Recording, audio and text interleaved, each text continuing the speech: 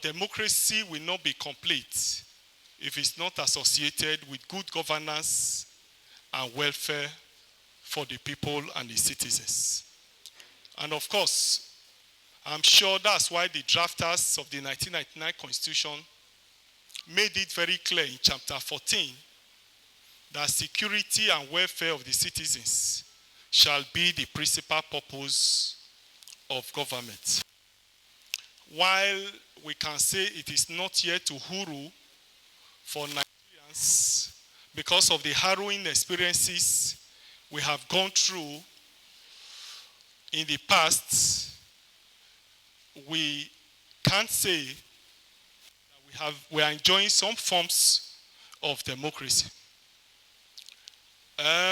Today, the country is going through numerous challenges, which ranges from insecurity, hunger, poverty, unemployment, and the likes.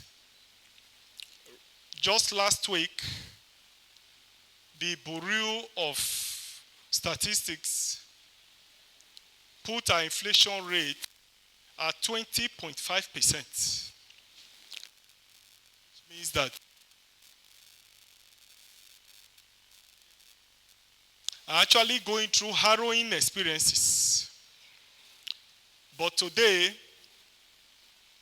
the choice is gradually getting closer to us. Opportunity for us to be able to make decisions come 2023. And that is why the launching of this book, very timely in the affairs of our country.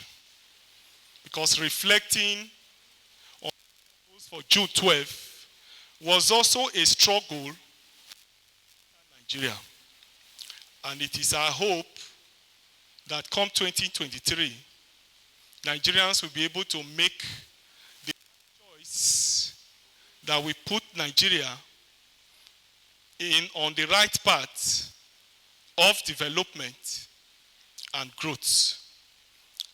And for us, we think that for the 2023 general election, we must be able to look at the character, the antecedents, the competence, the health situation, and capacity and capability of the presidential candidates and indeed other candidates of other political parties, so that we can make the right choice come 2023, so that we can indeed reposition the country for greatness. I think that the opportunity we have next year is what Nigerians will need to judiciously make use of in order to ensure that the future of the country is sure and guaranteed.